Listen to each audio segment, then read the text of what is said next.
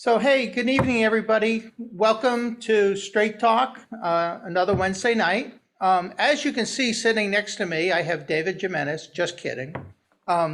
David is in LA on WebEx, so he'll be joining us remotely, and you can see David.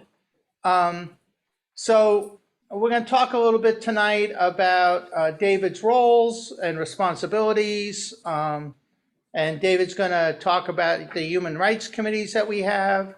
Some of the chairs are going to come on and give a little introduction and tell us a little bit about what their committees are. And we will take a bunch of calls. So with that, let me hand it over to David. He can give you a little introduction of himself and we can get moving. David, it's all yours. All right. Thank you, Bill. Yes, thank you.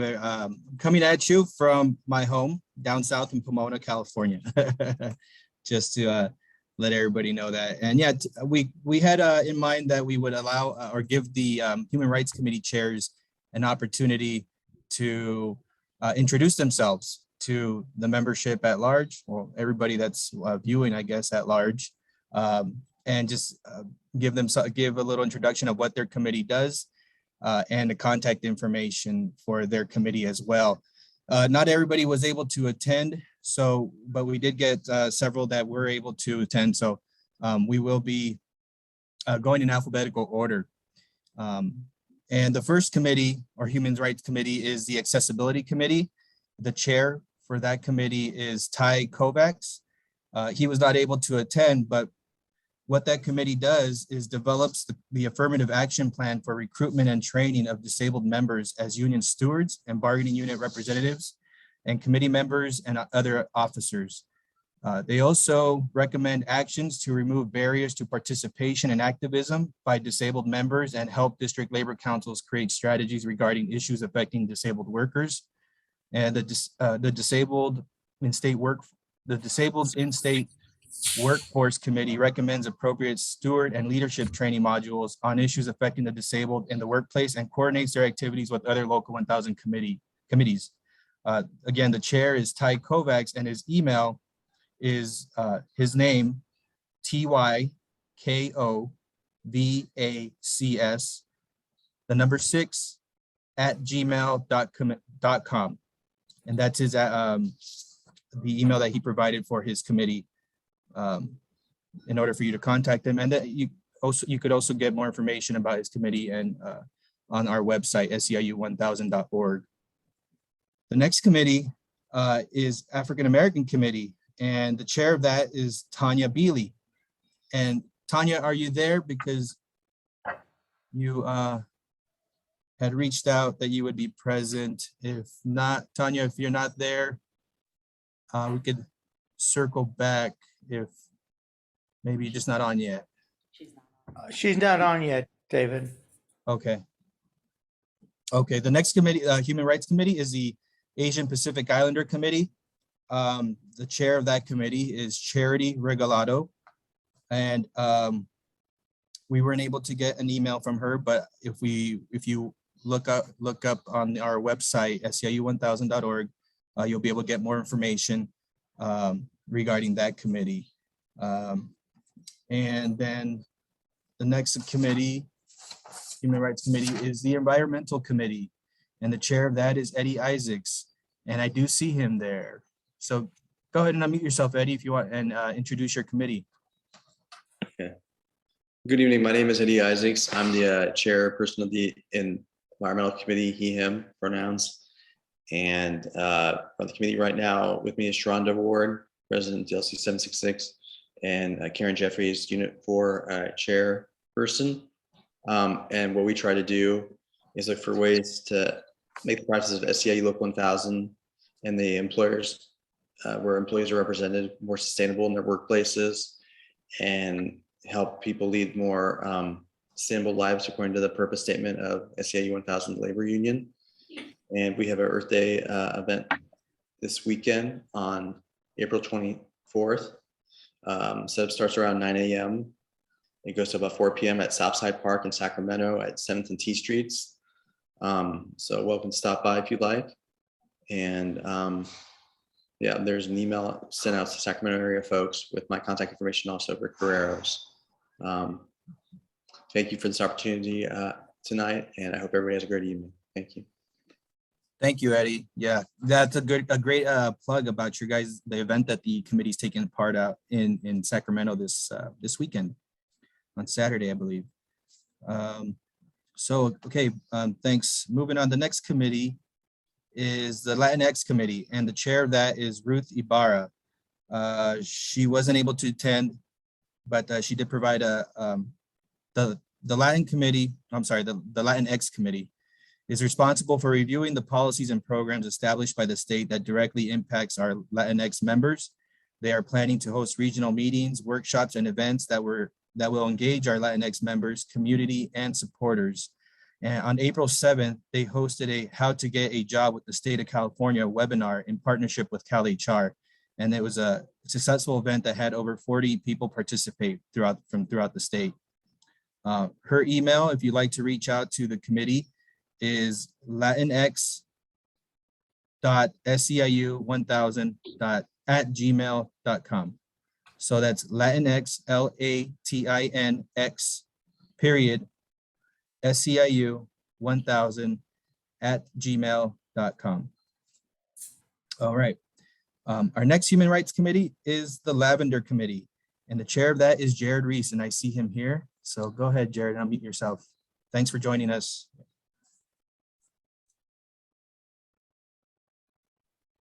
There we go. Thank you for having me, David, and good evening, everyone.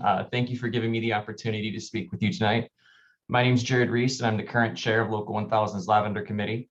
Our committee consists of myself, Cindy Doyle, Nicole Christ, Denise Quinn Allen, Garth Underwood, and Lisa Adams. I do apologize if I mispronounced any names. You know, I'm not the best pronouncer sometimes. I'd like to start off with saying our committee is heavily focused on representation. We've really been focused this past year on addressing discrimination issues as they occur in different workplaces. You know, if you or a coworker has been the victim of any type of discrimination, we ask that you reach out and speak with us. This can be done easily by calling the MRC and being either connected with your local Lavender Committee member or even opening a referral for a union rep. No one deserves to suffer in silence, and we really ask that you give us an opportunity to help. Conversations can really head off a lot of larger issues, and we want you to know that Local 1000 does have your back and you do have allies.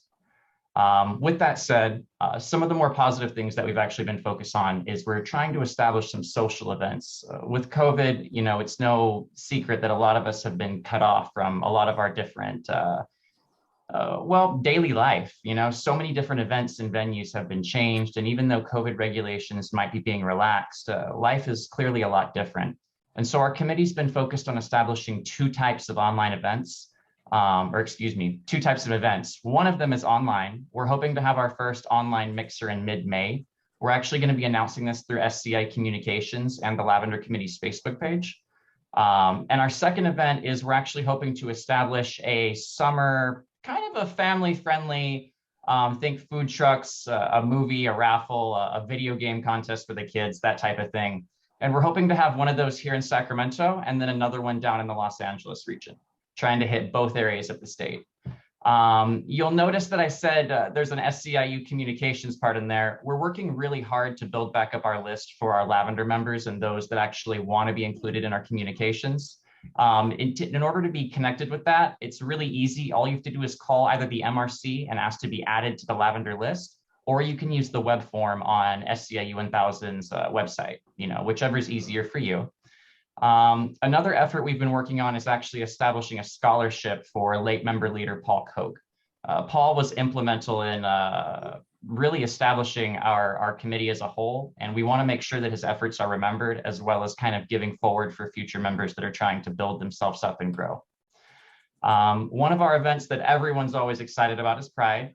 This year, the Prides that we are targeting is going to be in Sacramento, San Diego, Redding, San Fran, and Fresno. We are open to more, but unfortunately, you know, we are limited by how many volunteers we have. So if anyone is interested in volunteering, it does not matter where you are in the state of California, we really want you.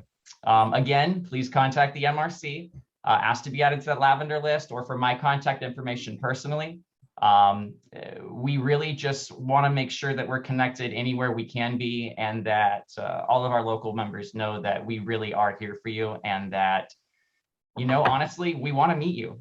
So with that said, I will surrender the mic back to David. And again, thank you for your time this evening. Thank you, Jared. Thanks, Jared. So, okay, our next committee is the Native American Committee, and chair of that is Eileen Balton. Thank you, Eileen, for being here. Go ahead and unmute yourself.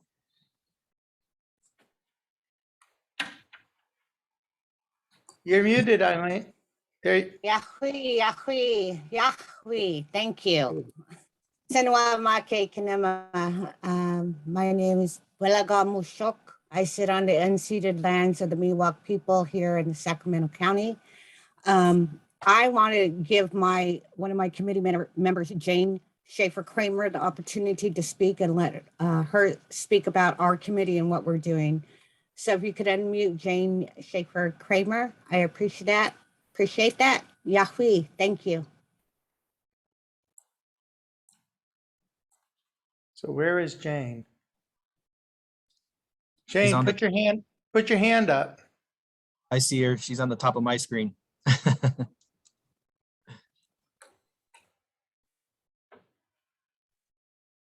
Is that Jane? Hi, Jane. can you hear There we- me? There we go. Yes. Yes, Hi, we have you. okay, thank you.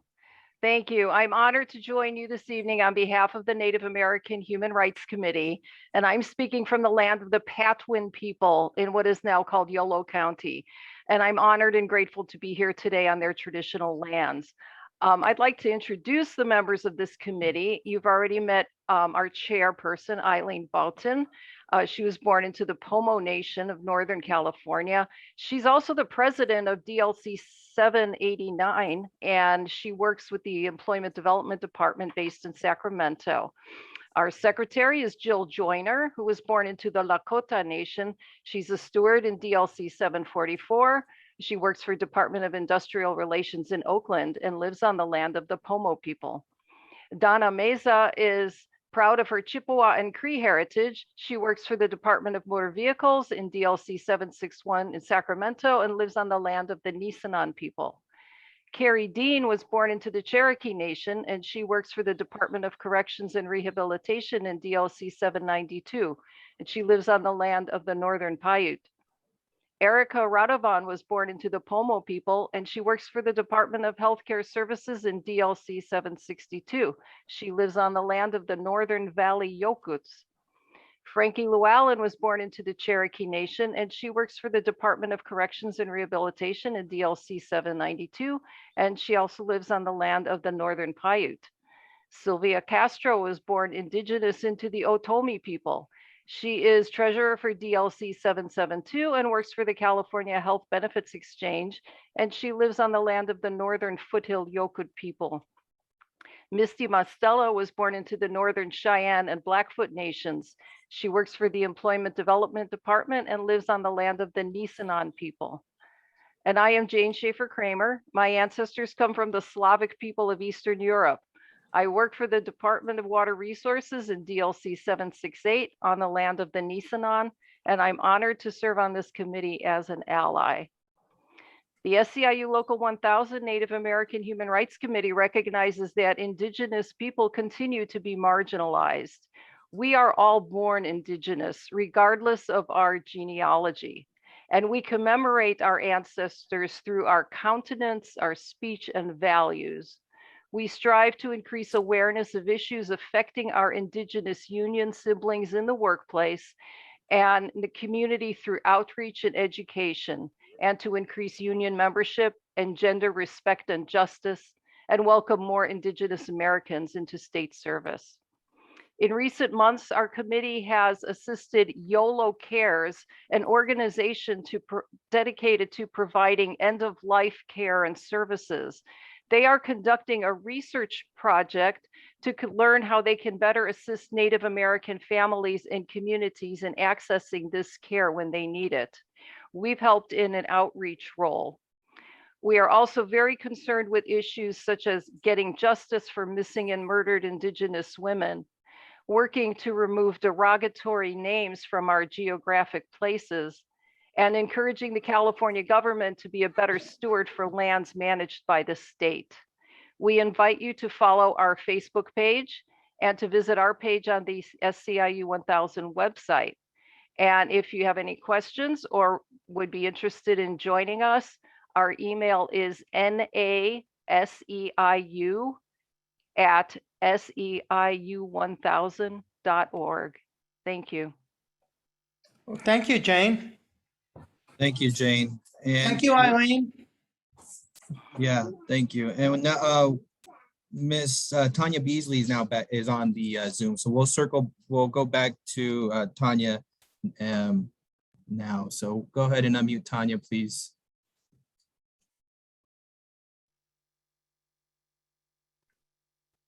Okay, thank you. Thank you. Good evening. Hello, everybody. Good evening. Thank you very much. Nice to see you all.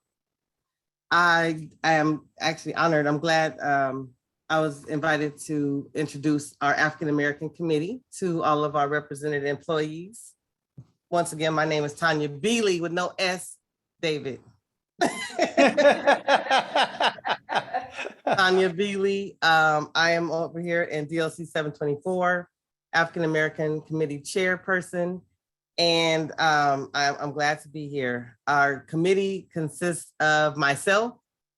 We have Irene Green, which is from EDD, and we have Richard David Turner, which is DMV. Myself is also DMV employee, and we have Michelle Chargos, and I'm not absolutely clear which department she is out of right this moment. So right now we have 4 people statewide that represent our committee, but it really takes the membership, right, statewide to be in a part of the human rights committees altogether.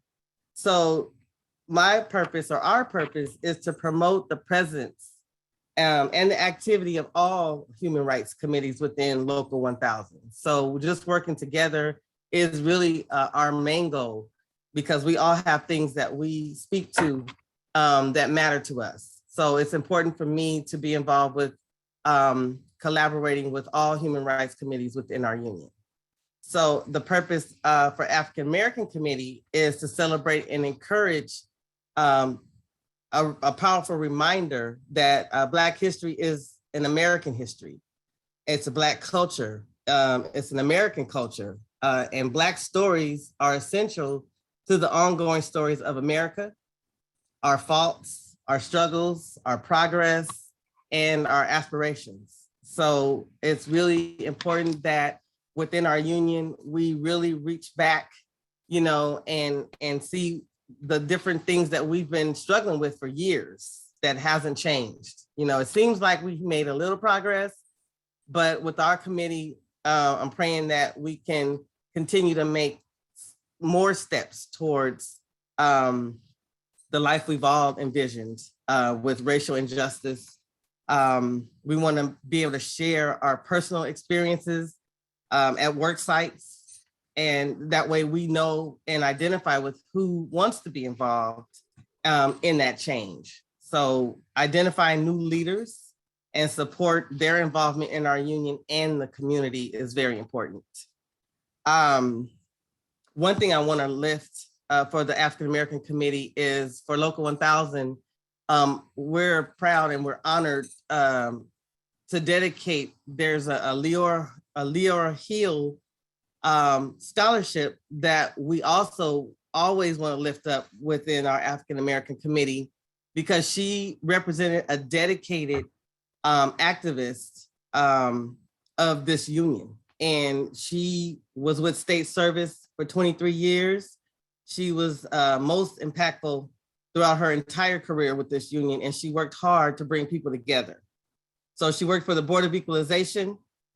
We tried to model what her vision and her dream was, for our union, for our Black employees, for our union, for just continuing the education of people and bringing them together. So we have a Leora Hill scholarship that we also are very proud of within our committee. And every year we like to sponsor employee or represented members, their children, and to make sure that we give back, have scholarship opportunities for them to utilize. So that's once a year, which is coming up again in June for those of you who want to apply. So I just want to go over a few things that we've actually accomplished and we've been a part of is the national call for moral revival, right? So there's this huge thing, it's all over the nation. It's called the Poor People's Campaign. We got involved in that over the last several years. I'll give you more information about that if you also want to be involved, because we're actually having buses May 16th that are leaving from several locations here across the state: Sacramento, Oakland, San Francisco, Fresno, San Diego, Pomona, Ontario.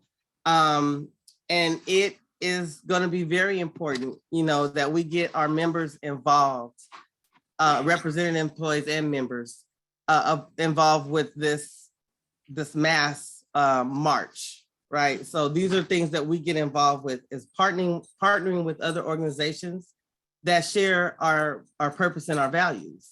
So this march is going to be about low wage workers assembly here in LA. So we can give you more information about that if you'd like to come out and join us. We'd love to have you. And like I said, we have several buses leaving from different locations, so we can definitely give you the information on who to contact to make sure you can get involved with that. We've also did during COVID-19, we did COVID-19 awareness and education. We hosted a specialist for coping with change, because we all got turned around with COVID and things changed on the job, at home, people lost jobs. We had to dodge getting sick, deathly sick. So we hosted people about coping with change, discussion about mental health, because that's huge. And people are going through a lot. So those are some things that our community, our African-American committee has been a part of, and we are continuing those conversations. We've also been with the community engagement involved with the LA Black Worker Center. That was another big deal, because we're trying to figure out how to promote Black people in state service. So I know there's a lot that I like to go over, but that was just like an introductory of why it's very important for us all to come together within our union. Those are just some of the things I'm very proud of, that we've gotten good accomplishment and feedback, and I'm looking forward to doing more with our members. So we can be reached at the AAC TME at SEIU1000.org is the email that you can contact the African American Committee. If you want information on the bus rides for the Workers' Right March, that is going to be through Rose Goodell. She is also an EDD employee, and I can also give you that information as well. Her phone number and contacts. I don't know if I can do it here, or would you like it better in the chat? Either way. We're not using a chat, right? Oh, we're not using the chat? Okay. So I can say it out loud. That's okay, Tonya. Go ahead and put it out there real quick. Okay, so for the actual bus trip for the Mass People's Low Wage Workers Assembly for LA, you can reach Rose Goodell Escobar, at 626-324-5967. Once again, 626-324-5967. She is the co-chair of our NAACP, which we also partner with a lot of the community events. My number, if you want to reach me at any time, is 310-493-2799. And thank you again for having me. If you have any questions, don't hesitate to reach out. And I appreciate this time. Thank you, Tonya. I certainly appreciate your energy, and I hope you have a great evening. Thank you. You too. All right.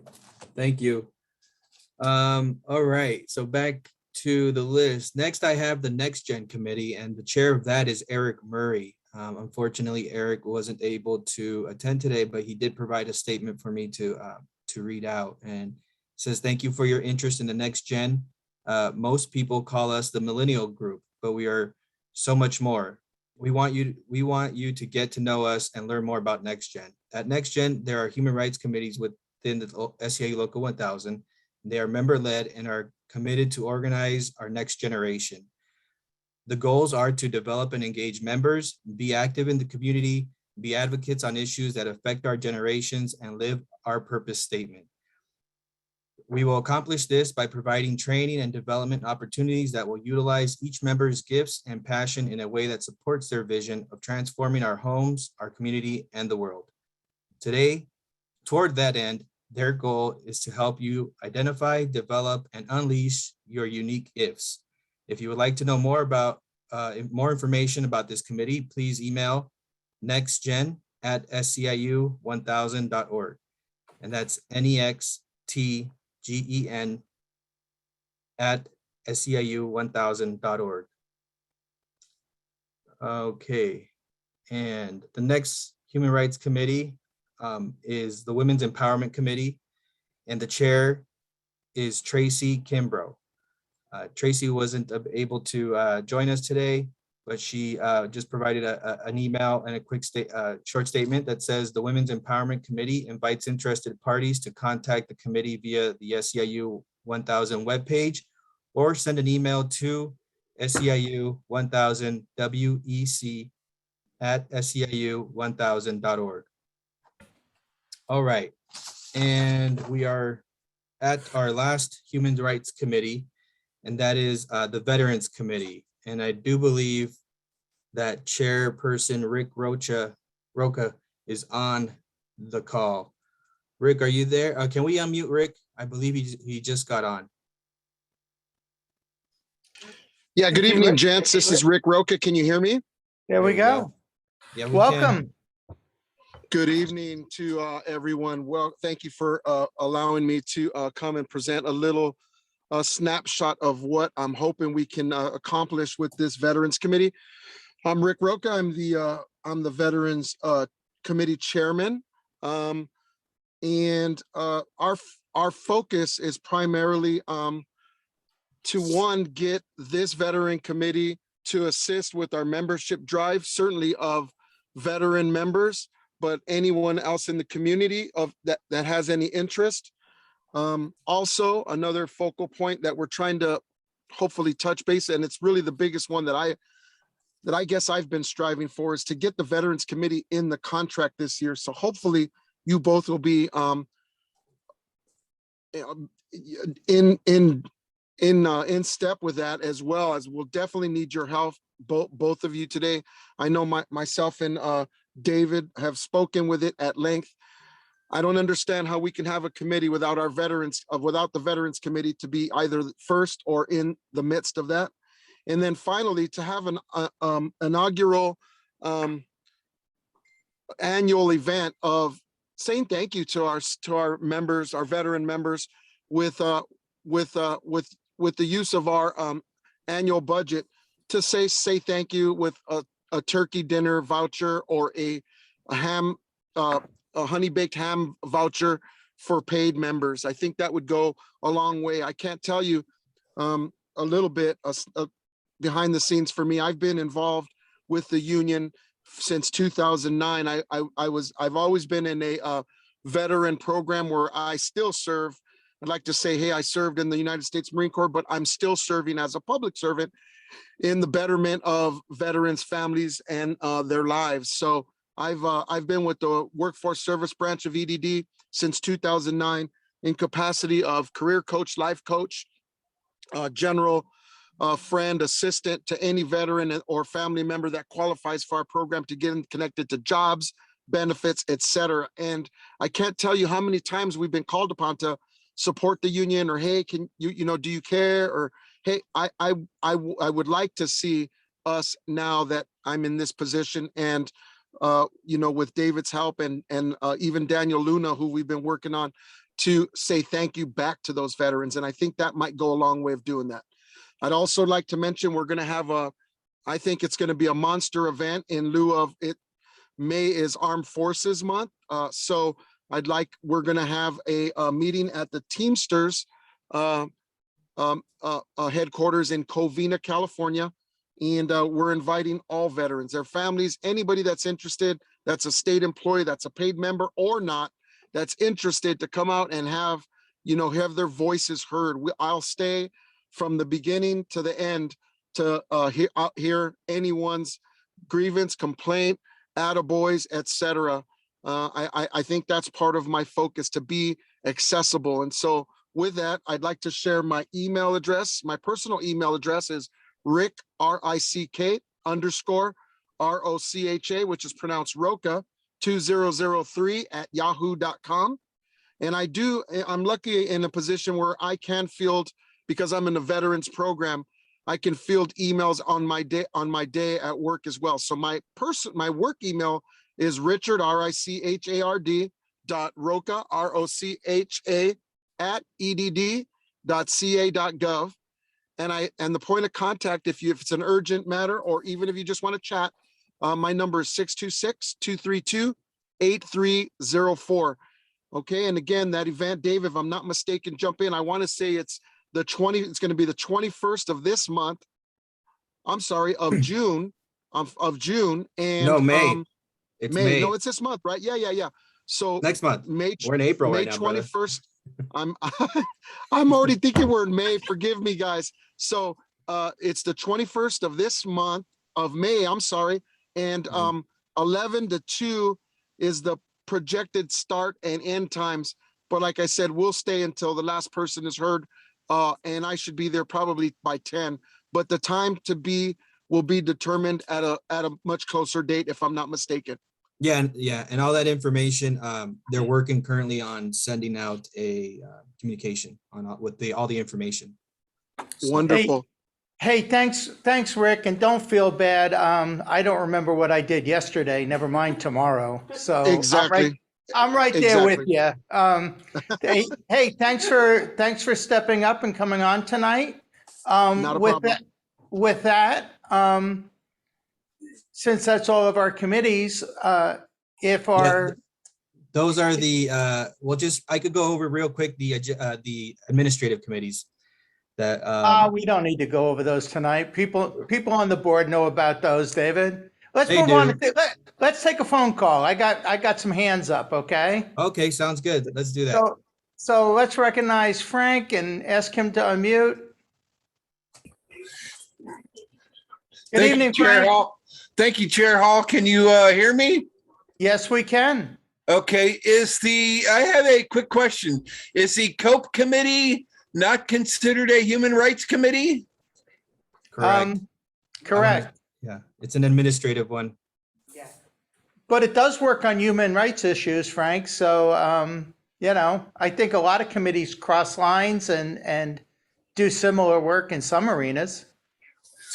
Yes, we do. And I would just like to call on Brother Stephen Alari, who is the COPE chair, to speak on COPE a little bit, because like within our labor union and within the state of California, politics do matter. Absolutely. And I'm just going down the list. I don't see Steve on tonight. He is on there. I saw him at the bottom of the list. Yeah, I did see him, and I have to apologize because I didn't reach out to Stephen about presenting at all today. I totally. That's okay. Yeah, sorry about that, Stephen. I know you're the chair of the COPE committee.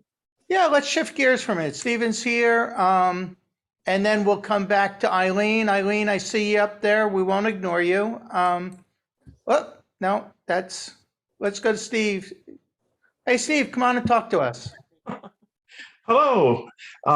Excuse the t-shirt. I wasn't planning on speaking. I just wanted to attend the meeting, but no, we're very pleased. We have the committee was filled by the board on Monday night.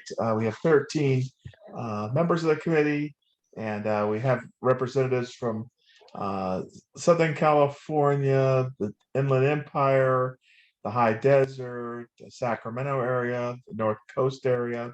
So it's representative of the state, and we're looking forward to gathering and working together on the issues for our state employees. And we urge you to join COPE. And thank you very much. Looking forward to working with our staff and our board.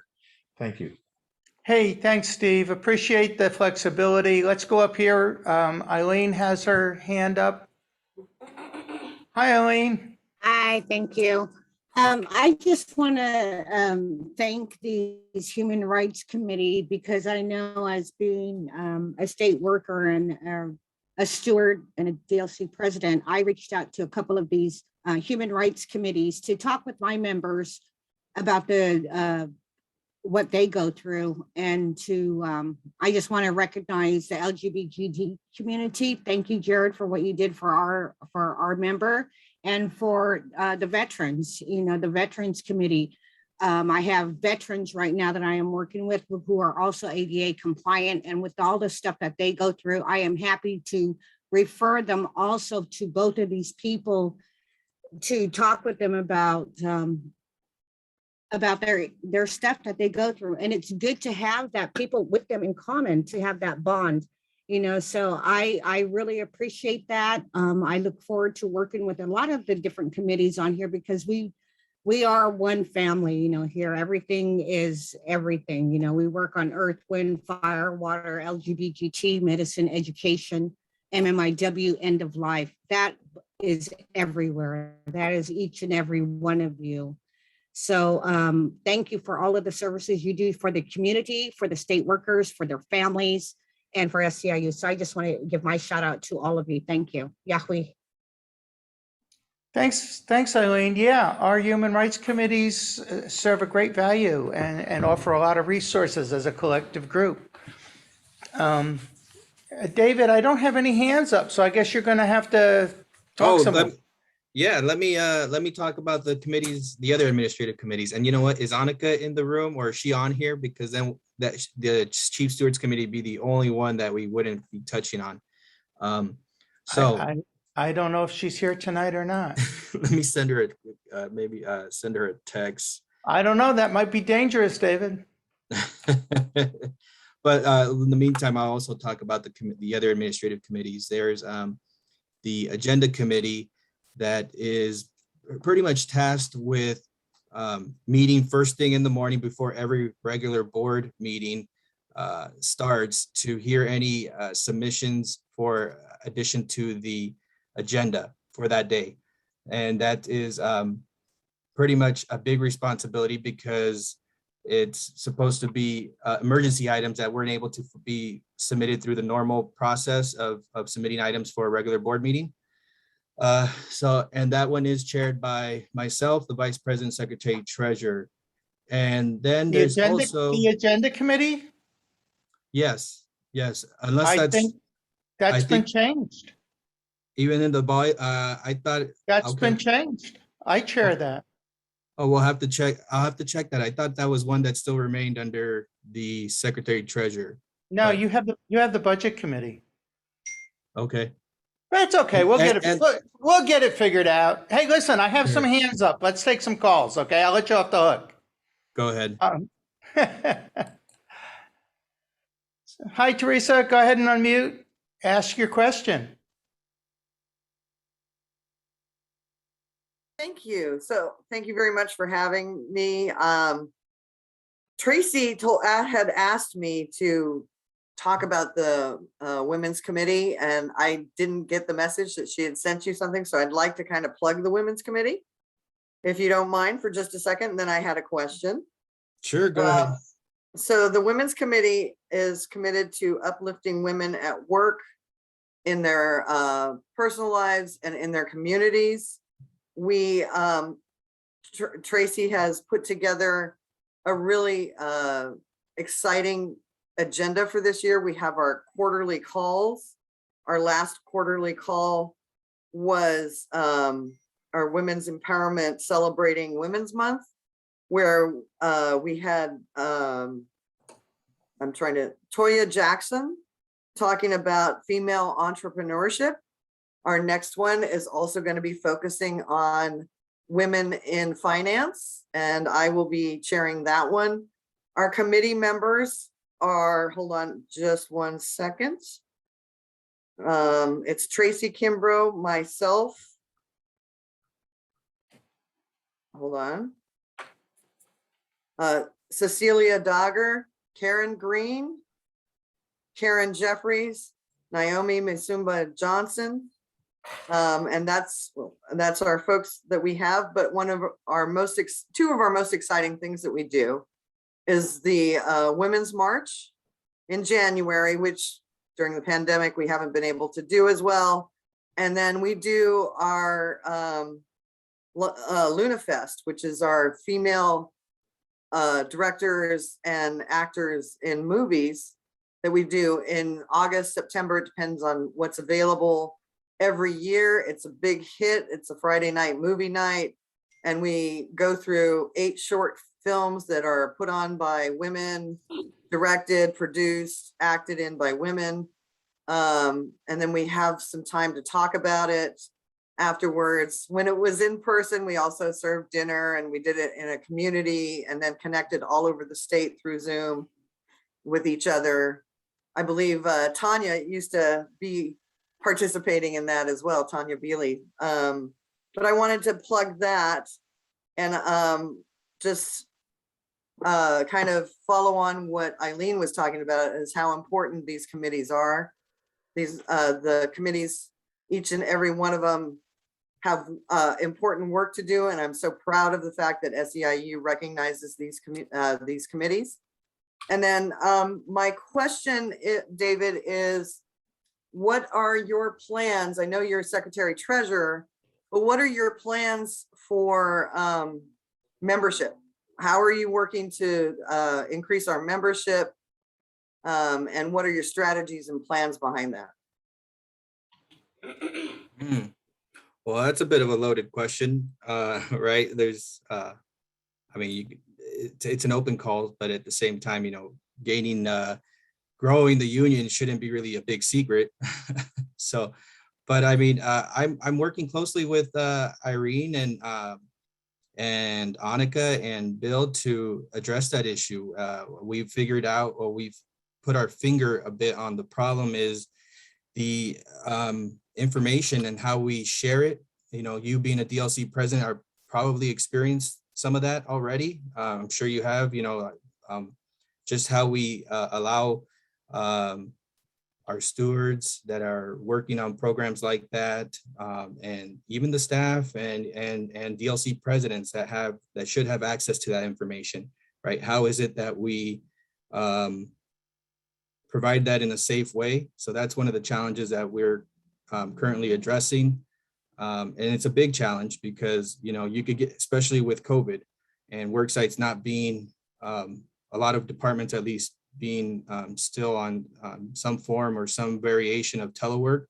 It's hard to reach people when you do the old school traditional work site visits, right? So, so it really is an ongoing a problem that maybe we didn't have so much of it wasn't so present in the past, but currently with COVID and telework, it's a big deal. And, you know, another area that we've identified is AB 119, right? The state is supposed to hand over information to us about all new hires. And we've, you know, and I don't think it's a secret, but a lot of departments are not compliant.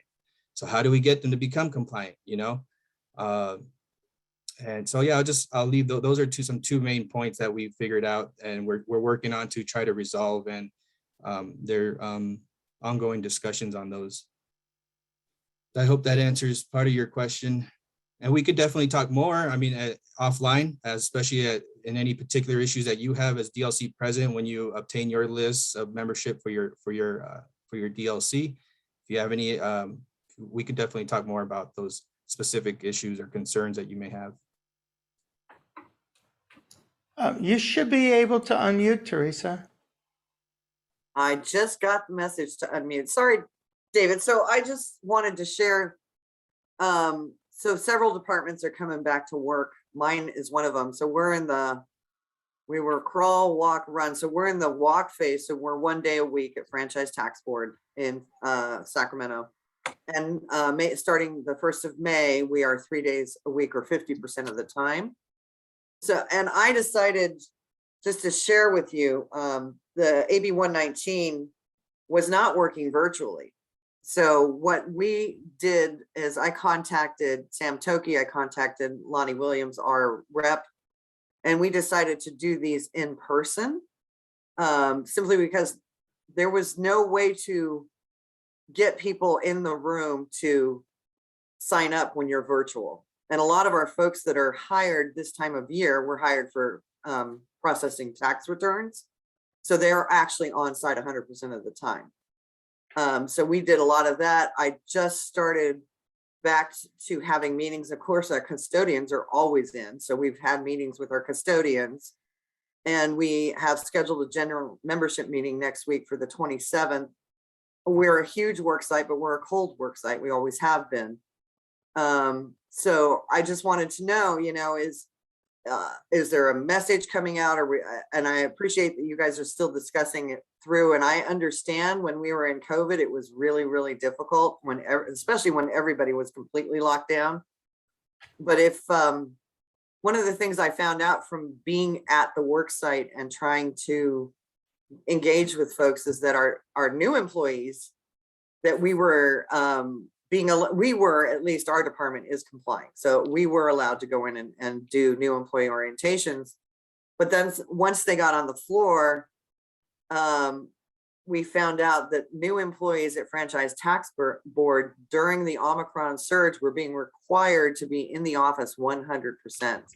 Had that not been brought to our attention because we had been in the room talking to them at an NEO, we would not have known that. Their intent was to make all new employees 100% permanently.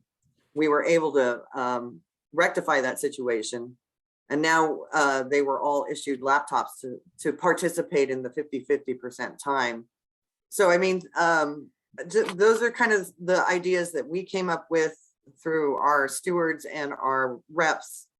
I have a very cold work site. It's a difficult work site to break through. But just wondering if there's anything like that where we're starting to ask folks to maybe go back to the work sites, because we do have a real big downturn on the surges, and we are a lot of the departments are coming back to work. Yeah, that is a good point, that there are departments are coming back to work. And I will mention that we do currently have a new DMV team that's out doing worksite visits and doing training as well. Of course, they're focused on DMVs, which typically are already high in membership, but that it's still very a helpful tool, because even just because they're members, we still need to be talking to them and reaching out to them and seeing if there's any issues that need to be addressed. But I would also just remind you that it's great that you're getting out into the work site, and just remind you that you have the 16 hours of union leave through the policy file, right, as a DLC president, that you get to utilize every month. So for yourself, or you could designate it for another steward in your DLC. So something just to keep in mind, that while you're out there doing these. Do you want to pop from us to do that? Because I do have stewards that we could take out. We could talk offline about the details, but basically when you're requesting to use your 16 hours, there's not a whole lot of detail that we want some detail, but we want to know where you're going to go. What you had to have, meetings set up already, scheduled is the preferred way, that when you submit your request, that you already have some meetings set up for those dates. So, but because it is your 16 hours that you as the DLC are entitled to use, there's not there's do you have a requirement for at least we used to, when I was in your position, a requirement for like hitting a proposal for, we'd like to increase our membership by 5%, cope by 2%, that kind of thing? Anything like that you want? Yeah, there's some requirements, but or not requirements, but we do want some some details, but it's not as strict as when it's something outside of your DLC or a more long-term type of union leave request. Does that make sense? I mean, I feel the way the way I feel those 16 hours should be used, it's more discretion is given to the DLC president in requesting that leave or that use of those 16 hours. So I have some other hands up. This is becoming more than one question, Teresa, so we're going to cut you off. If you want to come back, put your hand up again. Thanks. A couple of things I'll just add real quick before we move on to another caller. We are gearing staff to move towards a Wednesday organizing day every Wednesday. So we're shifting and we're making some adjustments to help address and assist the DLCs in gaining membership and increasing membership and improve our presence in the work sites. So you will be seeing more things happening in the near future. Let me ask Denise to unmute. Denise, come join us. Sure. Hi, everybody. Thanks for taking my call. I wanted to commend you guys and thank you so much. It's good to see everybody working together and really trying to build our membership, and that's exciting. I thank you personally for giving so much weight to the HRCs. It's really important that we get to all of the members and let them know that we're here for them, and we've got the HRCs committed to the individuality of each member and each HRC. So again, I wanted to say thank you so much for that. And it's great to see everybody working together so well.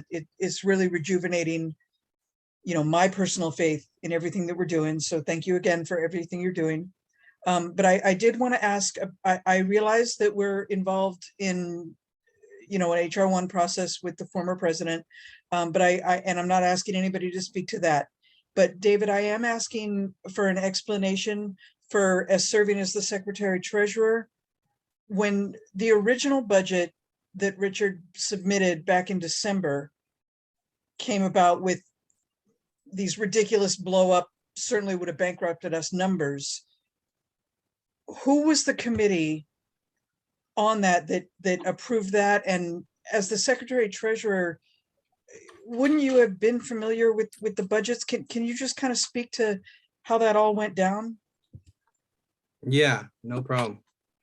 So the budget that as presented on the emergency board meeting that was called to vote on the budget, it did not go through the budget committee. Basically because there wasn't enough time, and I think and so basically because of how how things transpired with the resignation of the CFO at that time, it left the budget preparations in the hands of the our number 2 person in accounting, and so he basically redid it redid his own version. He wasn't able to complete the version or what had been started. So he started his own, and that required more time for him to do so because of how things transpired, right? Again, I think the CFO resigned like the week of the scheduled BOD in December. So, and the input on how those numbers came directly from the president at the time. I didn't have any input into that budget, and I believe that one of the major points or sticking points was the revenue projection, right? That was a big question, just a big issue that I remember.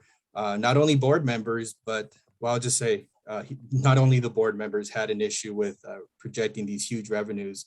In these projections in membership, right? I think it was like a 8% each year. I forgot, but they were pretty drastic revenue projections each year after year, and that was scaled back because I believe it was even at the time the president wanted even higher projections. But so, anyways, that's how that went, and so there was no input given by the budget committee. Because of the fact how things just transpired, it's a process, and if you want the process to be done correctly, it takes time, and in order to at the time, it was being presented so that it could be passed, hopefully, but it was circumventing the budget committee. So I didn't have any input into that actual process. And that's why I didn't present on the budget at all. What I presented was the budget committee work. And I never presented, or indicated that the budget went through the budget committee, because that wasn't something that we had done. But I did present about what the committee, the other stuff that the budget committee had done. And the budget presentation was left up to our staff person and the president. So I hope that answers your question. Thank you. Yes. All right. Thank you, Denise. Let's move on. Eileen is back with a hand up. Eileen, come join us again. Thank you. I remember when SCIU had the NEO, they did NEOs down at SCIU. Is that ever going to come back? Will there ever be training for the stewards or presidents or the DLC board to be NEO certified, I guess? Because I heard something in the aspect that you have to be NEO certified. Also on the 16 hours and writing the POPs, is there going to be a training class for presidents who don't know what POPs are or what they are used for? Also, the thing that Teresa was talking about, the percentage rating of increasing your membership, increasing your COPE contributions, having all these wonderful, beautiful meetings. Wasn't that part of the strategic plan that was submitted back in December or so? Going back to the 16 hours, I'm having a hell of a lot of trouble going out to my work sites, being president, being out of jurisdiction. Today I was denied again representation. This is a problem. I don't know if all these other, I don't know if I guess I could talk about it, right? Because it's happening to me. It might be happening to other presidents. I am requesting to go to do representation at different buildings other than my work site, and I'm being denied. So this was the second one this week where I cannot go when I'm the president. I can't go to my DLC anywhere. So that is being looked into by SCIU, I hope legal, and everybody else, because I understood too that Irene is going to have to do an article change on that one. So that's just a bumper for me. So if I use that POP, don't use union leave, will I still be denied to go into my buildings? Yeah, let me just clarify we're talking about two different things, because your issue, Eileen, I'm sorry, is representational, and so when it comes to representational issues, that should be state release time, and that's why we have to. I mean, I don't disagree that the language could be made stronger or more clear, because obviously your department is interpreting it differently than what we would, but that is, the policy does say that as a DLC president or a chief steward, your geographical area or your area of representation is the DLC, and that interpretation has held when I was a DLC president in my department, but right now, the interpretation by your department is different, and so they're not allowing you, and that's we have to fight that. We have to grieve it at the very least. It could be even an unfair labor practice, because they're preventing you from doing your job as a steward. And that's a protected activity under the law, under Weingart rights, right? So, or the Dills Act. So we have to fight that through the grievance procedure. And also if Irene, we could also look into making the language even more clear, or just making it clear, so that the department can't try to misinterpret it, in my opinion, or in our opinion, obviously, right? But that's separate from the 16 hours that I was talking about with Teresa. Those 16 hours are meant for organizing, because again, anything that has to do with representation, it should be state release time, which means the state is releasing us and they're putting the bill for our time in order to do the job of the union as a steward, to represent the member that's asked for your assistance in a representational issue because they've been called in by management. So that's different from us using those 16 hours to go and plan a worksite visit, to go and gain membership and organize our members. Okay, so we do need to circle back to make sure that grievance gets filed, because I know that like you mentioned, this was the second time, and the first time was Monday this week, right? So we definitely have to file and fight that, because like I said, it wasn't my experience, and it's just, when I was DLC president, and to me the language is super clear. So I don't see that fight going. We should be able to resolve it at the lowest level, and hopefully that would be the case. But if not, we have the procedure, the process. Okay, yeah, because they want me to file union leave for that, so, and. Yeah, and that's we don't wanna- something, sorry to cut you off, but that's like like we've talked, we don't want to set a precedent of approving union leave for representational issues. So Yeah, we'll so the keep be- fighting that, Eileen, and David's right. Remember, though, we're dealing with a state that's pushing back against us right now, departments that are, and it goes back to what we were talking about last week, right? Delay, deny, distract, divide, demoralize, anything they can do to get the membership to see the union as a problem and not management or management decisions. So I'm glad that you're working through your staff person. That's the right place to start on this. And, we can have legal pushback with your labor relations as well. And David's correct. We shouldn't be using union leave for that at this time. So we will all here in the office fight to get that repaired. Let's move on. We have another hand up. Let me go to Craig and ask him to unmute. Hopefully you can hear me okay. Yes, we can. This is to David. When Denise was talking about the budget issues that were going on, there was first that one meeting where nothing was done, where he was supposed to call the budget in. And then a few weeks later was the emergency budget meeting where nothing really got done either. And then it took 3 months for Annika and Irene to decide to act. During that time for the budget, what were you doing to get that done? Because I'm pretty much think your primary goal should be getting budgets done, treasurer. And it was around 3 months from the disasters of those last two meetings before anything happened to take action for basically the inaction. And it took a different cause for all three of you to finally agree to take action. What happened between January, February, and March? Regarding the budget, so What did you do?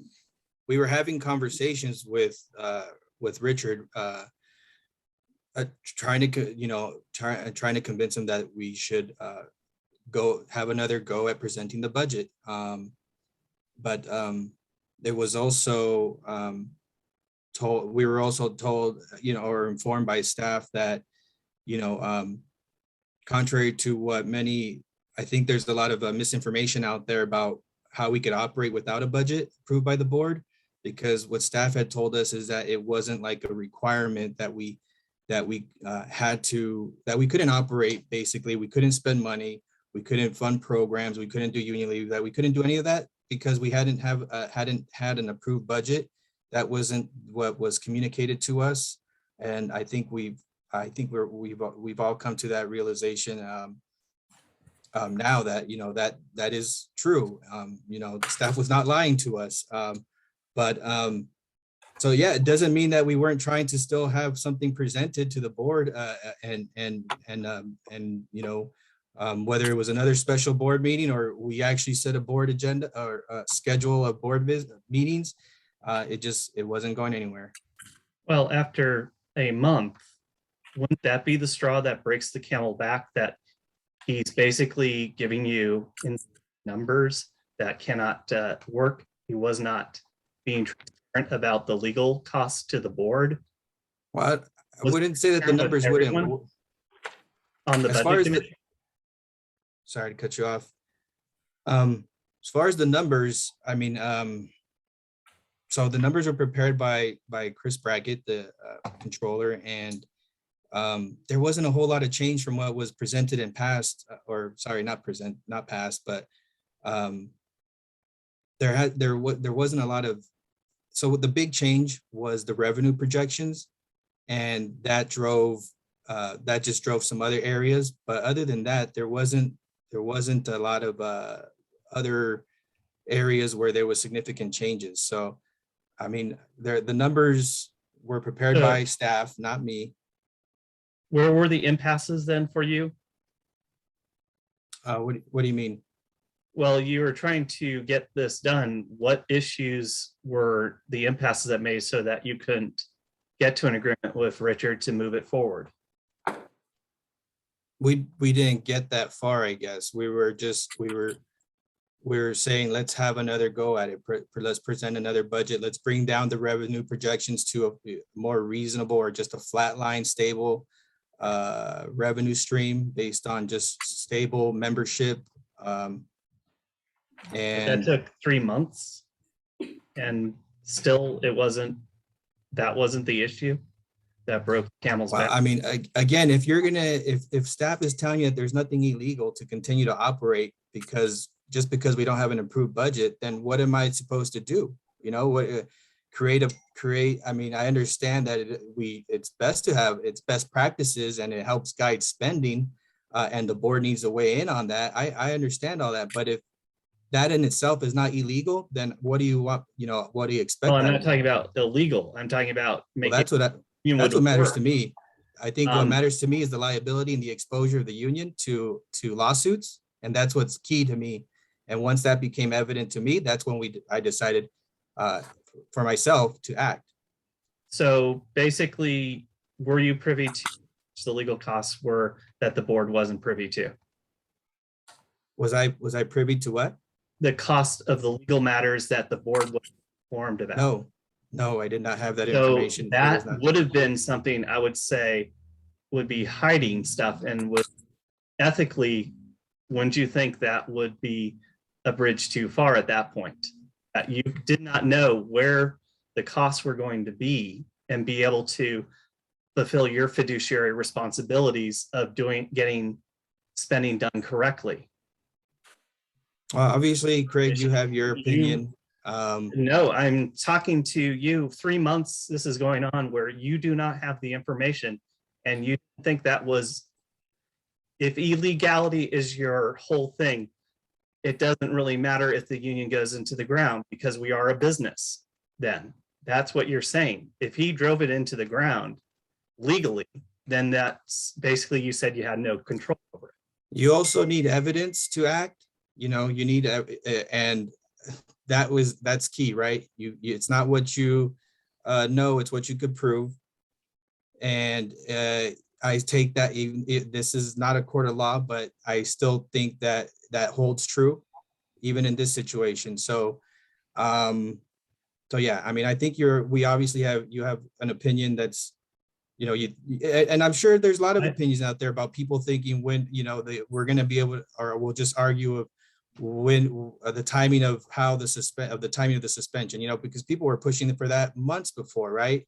And so obviously you seem to come on that side of the table. So, I mean, well, I question your leadership on this.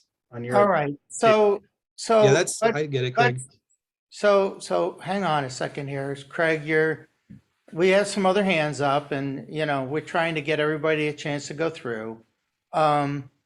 So I'm just going to share a couple of quick things that I learned since I came in. One of them was that our president at the time, who is now suspended, had scheduled no board meetings for 2023. And so that's one fact. Another fact is that a corporation can operate without a budget. It's not uncommon, although it might not be good practice. And then the other piece that does play into this is our policy file does have in it that there'll be a 3-year budget and the board approves the budget. So, you know, we have a very difficult situation that we are digging our way out from underneath. And we will continue to do that. Let me go back to Eileen. Eileen, you're back at the front of the list. You have to unmute, Eileen. You have to unmute. Oh, There you wouldn't go. let me. Thank There, you. there you are. Okay, I was looking at the policy file and reading all of that stuff from October, going through March. All of the meetings from March, everything that was changed. You are not the chair. David is the chair of the agenda committee. You are to preside over the committee, but David is the chair. So just Yeah, I thought I reading read all of, just reading everything and preparing myself for all of these meetings. You know, I'm new. I don't, you know, I'm just need to read. I like to read information, and it's just really awful that I'm reading all this stuff all the time. But that was something that I took heed of. So I just wanted to make note. Thank you. Okay. I don't have any hands right now, David, so I guess we're back to you. Cool, because we have 2 more administrative committees. One, the next one I wanted to touch on was the Grants Committee. For all the DLC presidents and e-board members of the DLCs out there, if your DLC has plans and your current revenue stream is not sufficient to meet those plans, then there's the Grants Committee for you. You can submit a request for additional funds. There's a form for that. You could reach out to me and I could help you with that. Or you could also reach out to DLC Finance at SEIU1000.org, and they could give you the forms that are necessary in order to submit your request. The committee will consider your request and make a decision on the request. It could grant the full amount or decide to amend it or deny completely. So all the options are on the table, but we do encourage DLCs that are ambitious and eager and want to get out there and they don't have the means or limited by the dues that they do currently receive on the monthly basis to submit a grant request. And I'll be working with the chairman or chairperson, Bill Hall, to make sure that we have one set up soon because we do have a request pending from one DLC. And yeah, and I don't think we have the grants committee set on the agenda yet for the 23rd. It might be, we could just, I'm of the mind that we could just hold it separately. It doesn't necessarily have to be on the 23rd or wait till June, but we could talk about that later, Bill. All right, we'll figure that out, David. So is that committee fully staffed at this time? Yes, the grants committee is fully staffed. right. Sorry, I have to go back and get the names of the members. No, I don't that's have okay. that right now. That's okay. It just means that we're set up to get some work done and help people move forward, right? Yeah. And just lastly, the last committee that I chair, the administrative committee, that's the budget committee. And the budget committee, like I think you just touched on that, right? It sounds familiar. It says how the budget committee is supposed to assist the local 1,000 officers in developing the multi-year budget and recommend to the local 1,000 board changes in line items to the budget, and also recommend adoption of or review motions that would have a financial impact of more than $20,000. Must go through the budget committee as well. And that committee, we still have to put together and have the board approve, correct? Yes, that committee does need members to be placed into the committee so that we could start get back to some of the stuff we were doing before, which I'll go ahead and add. We've already talked about the budget that didn't go through the committee, but what the committee was focused on doing was auditing the credit card statements of the officers. All right, so hopefully we'll get the board to reestablish and reaffirm the members on that committee. So it's back to work as well.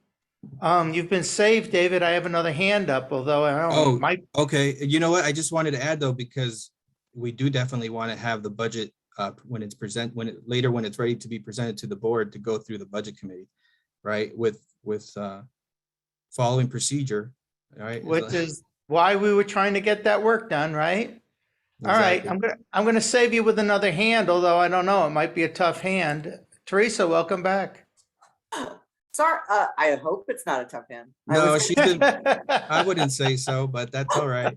I have my cat. That should make everyone feel better. See?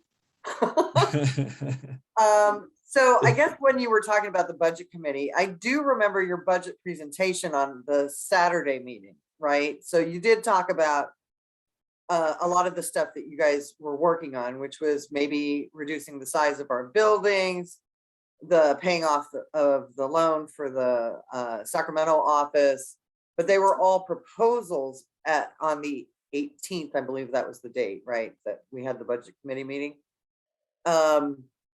And a couple of other things. You had some graphs and stuff of money. I did not know that the budget committee, we have an outside audit. I did not know the budget committee was spending time on auditing credit card stuff, but okay. I hope you had somebody from CDTFA or Franchise Tax Board on there. Just, We do. I don't know. I didn't know who your budget committee was. So, but I guess my question is, when we got to the 29th meeting, and I know you weren't presenting this, but you had already presented your guys's work on the budget committee on the 18th. And then we found out on the 29th that $6 million was not a proposal, it had been paid off. Do you know when that happened? Not the not the exact date. No, I don't. So was it before the 18th meeting, or was it in between the 18th and the 29th? Do we know? Can you find out? Because I just find that curious that you presented it as a proposal, and then by, what was it, 10 days later, it's already been paid. And it didn't go through the board. So that was my curiosity. What was the time frame? Was it before our budget committee meeting on the 18th with you, or was it in between the 18th and the 29th? Could you find out for us? Yeah, I could find out. I can't tell you right now off the top of my head though. Okay, I appreciate it if you let us know. Sure. All right, we got Denise is back. We don't have too many hands tonight, so let's go to Denise again. Yeah, I just wanted to kind of talk a little about what Teresa asked. David, if you could kind of walk us through, during Richard and post Richard, what are the procedures that you as Secretary Treasurer are required to follow to approve any expenditures that we have? I mean, I understand that, Richard kind of dealt with a heavy hand and, had staff backing him quite a bit, under fear of threat. But now that he's gone, I want you to walk us through what the procedures are for you to approve expenditures, because, I'm really not trying to give you a hard time, but you told me, you claimed that you were unaware of the budget and it was never even run by you. And then you told Craig something completely, totally different. So I kind of need an explanation for what are the procedures, with Richard and without Richard. Yeah, I'm not sure if I think what I told Craig was the same thing. The budget was not, did not go through the committee. So. No, I'm not talking about the committee, but I mean, when you have an expenditure for anything, paying the light bill, the phone bill, buying supplies, any expenditure that we have, you as Secretary Treasurer have the responsibility of signing off on it. So when are you saying that Richard was spending money without your knowledge or approval or authorization? Or I want you to kind of explain to us what the difference is Yeah, between you so approving and not. So as Secretary Treasurer, and I think Teresa could could vouch for this too. I don't know, might have been a different situation with her, but I'll just speak for myself. But expenses charged to the local were not did not require my approval or and I didn't see, I wouldn't see invoices. My responsibility as Secretary Treasurer, especially when it comes to the finances, are over the DLCs. That's why when you get a check from the DLC, there's two signatures, the president and the vice president, Secretary Treasurer. But when you get a check from the local, it just has one signature, and that's of the president. So I don't have oversight over what the president is approving as Secretary Treasurer. So you're saying that the president of this union alone has the sole responsibility of spending all of our member dues on whatever whim he or she has? There's no secondary authorization approval. There's no. I mean, there's the board. The board is supposed to have the say as well, as far right. That's but the board wasn't involved in any of the spending, pre getting Richard out. I'm asking if you could walk us through. It's not.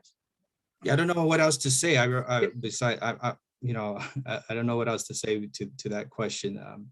It's just not an easy pill to swallow to hear you claim that you're only responsible for DLC funding, and that's not true. I mean, there's got to be, one person can't have a magic wand that just spends all of the member dues on whatever whim they have. There's got to be some kind of secondary backup or authorization.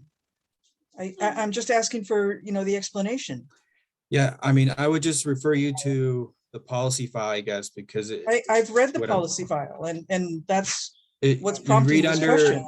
If you read under section 11, it talks a whole lot about the president's authority to hire consultants, staff, directors, chiefs of staff, and I want to say, without having it in front of me, that the strongest language in there of how it should, as far as including others, the strongest language in there says consult with other officers, consult with the other officers. But the president, and I mean, I know you've been around for a while, Denise, but you haven't been on the board. But you should check in with your DLC president who is on the board, because you will, know that he may be able to fill you in that over time. There's been a lot of authority shifted to the power of the president. And just recently, there's been more shifts, right? So in my view, it shouldn't be shifting. It should be decentralized. It should be in the hands. There should be power dispersed, not concentrated. And so that's where I come from. But as far as, so that's, I think you have to go back and ask a board member what their take may be, because there's a lot of authority that's concentrated, and it's not something that I prefer. It's not my, if I had it my way, we'd be decentralizing, and I put motions forward that reflect that, So I ask everybody, including yourself, even though you're a member, but you're not on the board, but I ask everybody to go back and look at that stuff and consider it, because I'm not coming from a position of, oh, I want this power, I want that authority, or I need to be the one to do this or do that. No, but there is a written document, and it's called the policy file and the bylaws. They're like our Constitution, and they should be respected and honored. And until the board makes the change, or when board makes changes, they should be respected and honored, right? And but changes should be measured, right? Change should be measured. You shouldn't react to a certain situation and just go completely, opposite. We have to be. So, anyways, I'll just say that we're almost at. What, is there no more hands, Bill? You want me to keep talking? No. I can let you talk if you want. No, we're at 7:54. There are no more hands at the moment. We have a very difficult time ahead of us, as well as what we've been through since over the last, 9-10 months. And we're working to move forward and get through it. We're working to get back to the business of the members. We're working very hard on membership. Irene and the bargaining group, the contract department under Brooke are working with the state to get us back talking and resolving issues with the state. We got 2 side letter agreements last week, so work is getting done, and I think that's positive. And the other concerns, disagreements, obstacles, we will work through going forward. And yeah, I sort of think that that's a good thing. I mean, a little debate, a little disagreement done appropriately, a little discourse done appropriately and respectfully is not a bad thing. And, we'll come out the other side of this and we'll be stronger. So in closing, do you have anything, David, or you want to just call it a night? Oh, I just wanted to apologize to the one committee that didn't get its moment to shine, and that was the Chief Stewards Committee. And that's yeah, we forgot about that one other administrative committee out there.